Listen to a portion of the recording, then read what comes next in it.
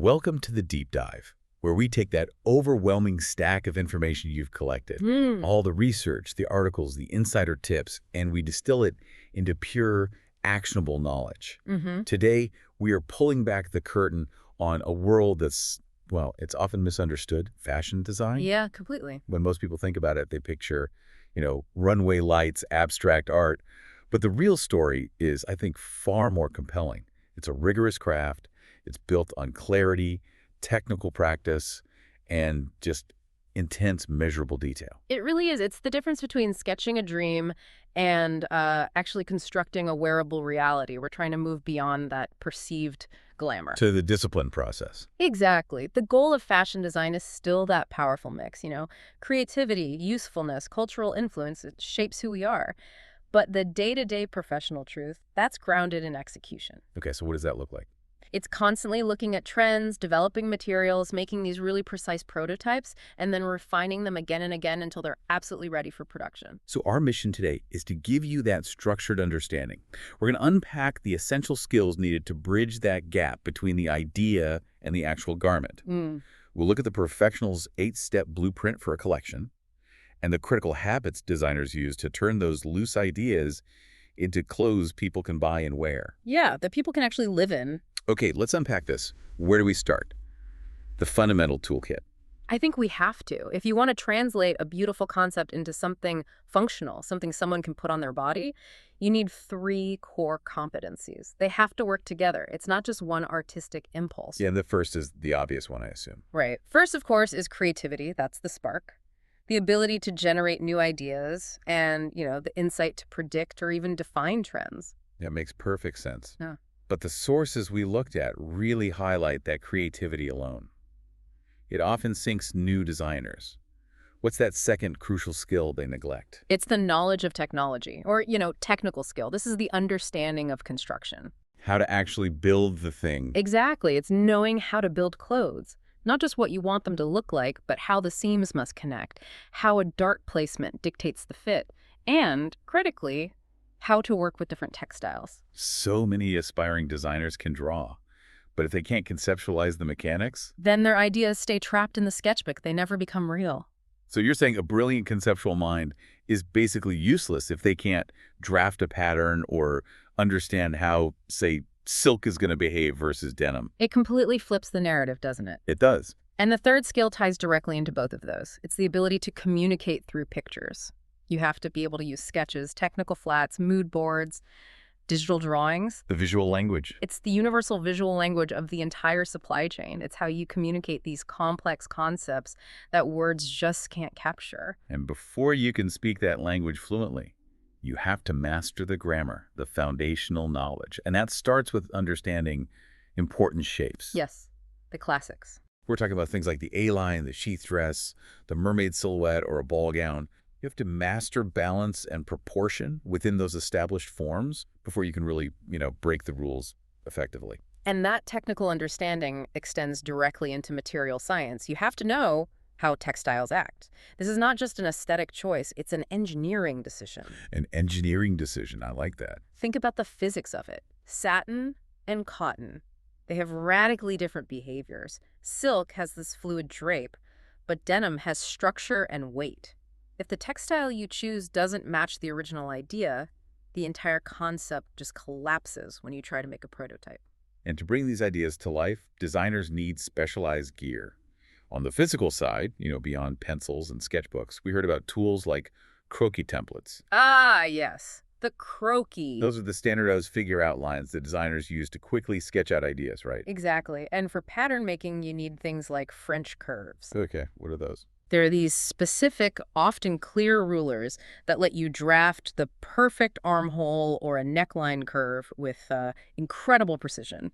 And for prototyping, you need muslin, that cheap, plain cotton, and, of course, dress forms. And then you jump into the digital world. The sources show that modern workflows rely heavily on digital mood boards, Adobe Illustrator for the technical drawings, and crucially, software like CLO 3D. CL3D is fascinating. It's 3D modeling software that allows for virtual sampling. So instead of sewing an expensive physical prototype, You can do it on the computer. you digitally drape the fabric, you test the fit, you can even simulate how it moves. Hmm. This blend of hands-on physical mastery and digital expertise, that's what defines a professional today. So, okay, a designer has these three skills. They have the right tools. What's the structure they use? They don't just dive in, right? Yeah. There must be a roadmap. There is. And that brings us to the operational blueprint, the 8 steps. This is where you translate the creative chaos into operational rigor. A structure that prevents major errors. Yes, catastrophic errors. It starts with research, moves through creation, and it ends with the physical garment. Okay, so step one is look into it. This is serious research, not just scrolling on Instagram. It's understanding cultural shifts, what people want, and popular trends. That guides the whole collection. Then step two is developing the idea. So you take that research and turn it into color palettes, fabrics, and mood boards to establish a unique, consistent look. Then you move into the core creative phase. Step 3 is drawing. Ideas come to life. Sketches that detail the silhouette, the cut, all the little changes. And step four, choosing the fabric. This is where you match the textile's physics, its weight, it's draped directly to that visual idea from step 3. And then if you choose the wrong fabric here, the pattern you make in the next step will be completely useless. Step 5 feels like the great separator between like the artist and the professional designer. It is the architectural stage. Step 5 is making patterns. This is where you translate that 2D sketch into a series of precise, flat paper pieces. It's the 3D blueprint for the factory. So accuracy is everything. Absolutely critical. An eighth of an inch error on a pattern piece can ruin the fit of 100,000 garments down the line. Wow. Okay, so once that blueprint's done, we hit the prototyping stage. Exactly. Step 6, making the sample. You sew the first piece of clothing, often in that cheap muslin first, then in the actual material. But steps 6 and 7 are intrinsically linked, fitting and improving. Or refining. Right. You fit the sample on a model or a dress form and you find all the problems. Is the armhole restricting movement?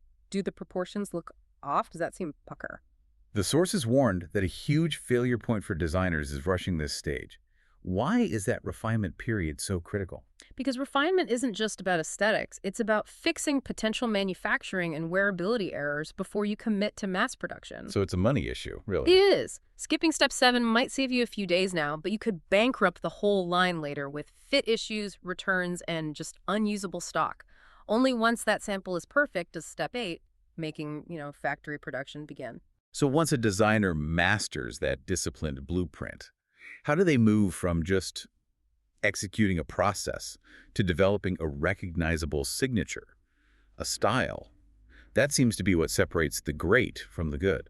It comes from looking inward and then finding consistency. The sources point out that style comes from deeply integrating what has shaped you. Like what? It could be anything, maybe the architecture of your city, textures in nature, a historical era, your own life, and then applying that vision with real rigor. And that identity is often built not through huge conceptual leaps every season, but through focused details. Precisely. Think about the way a designer treats their stitching, or the specific shapes they favor in a shoulder line, the textures they combine, their unique approach to layering.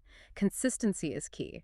It builds trust with the consumer. And the signature is often applied within a specialization. We know women's wear is the biggest segment. It has the most room for conceptual creativity. Right. And then you have menswear, which often focuses more on structure, engineering, those small, precise details because the forms change less dramatically. And kids' wear is a whole different world. It shifts the focus completely to comfort, durability, and just practicality, all while being fun. And then you have sportswear, which is all about blending high-performance fabrics with clean design.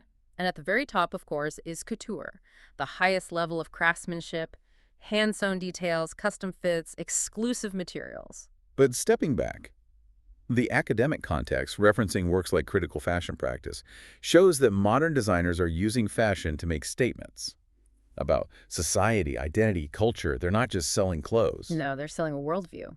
Which raises an important question. Is design fundamentally a statement on the world, or is it purely a functional product to be consumed? I think the most successful designers manage to fuse those two roles. The product has to work flawlessly. It has to fit. But its success often depends on that underlying message, the story that makes you connect with it on a personal level. Let's pivot now to the biggest hurdles. The sources provide some really essential lessons, framing common pitfalls as mistakes to avoid. One of the most common issues for new designers is making their designs too complicated. Yes. Simple ideas carried out with excellence are almost always better than complicated ideas executed poorly. Over-engineering a piece or trying to cram 10 concepts into one garment is just a recipe for disaster in the pattern making and sampling stages. And then we get to the management failures, the systemic issues that derail entire collections even when the creative ideas are solid.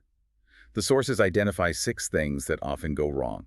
What are a couple of the most destructive? Well, one of the most damaging is poor communication between the teams, between design, production, and sourcing. How so? A designer might sketch something that's physically impossible or way too expensive to create with the fabrics the sourcer provided. If that team isn't talking constantly during steps 4 through 7, huge errors just multiply. That makes the whole process sound less like art and more like complex project management. It is absolutely project management. Another critical failure is not understanding cost, difficulty, or time constraints.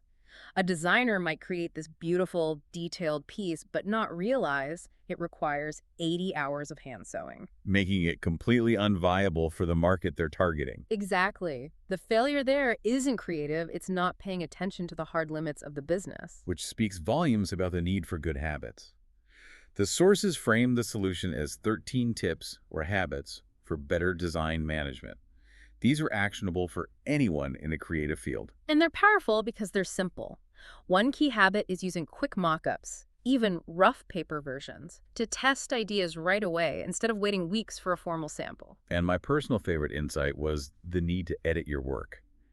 You often do your best work when you hold back and refine, not when you just keep adding more. That's the core of discipline, isn't it? Knowing what to subtract and, crucially, asking people who aren't afraid to tell you the truth for their thoughts. Right, not just yes, ma'am. No. Designers often surround themselves with people who love their vision, but you need those honest, critical voices to find your blind spots before you launch. And what's fascinating here is how the market data actually validates this focus on efficiency and rigor.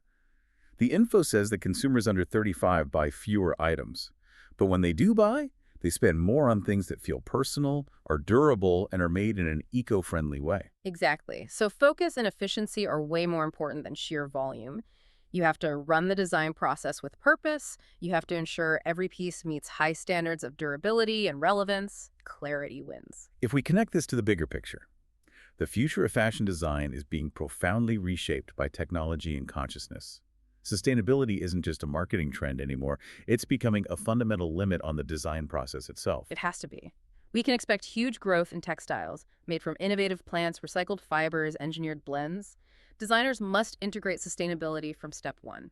It has to be a constraint that forces creativity, not an afterthought you tack on at the end. And technology, like we mentioned, is driving radical efficiency. 3D modeling, virtual sampling. It's not just cool, it's pragmatic.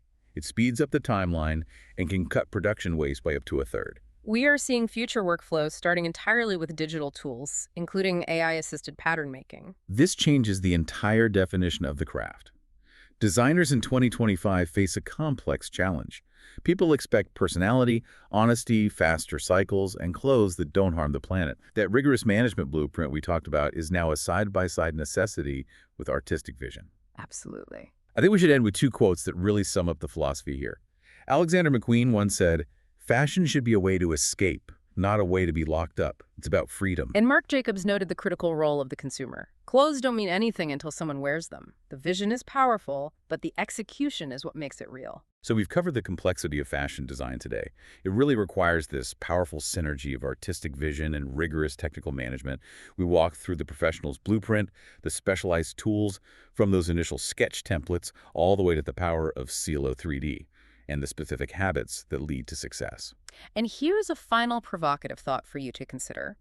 Given that the future points toward personalized, made-to-order clothes and AI-assisted pattern making, how long until that highly specialized technical step of pattern making becomes entirely a digital skill, rather than a hands-on physical craft? Something for you to mull over. That's a compelling question. Thank you for sharing your sources with us. We hope this deep dive into the craft and process of fashion design helps you in your learning journey.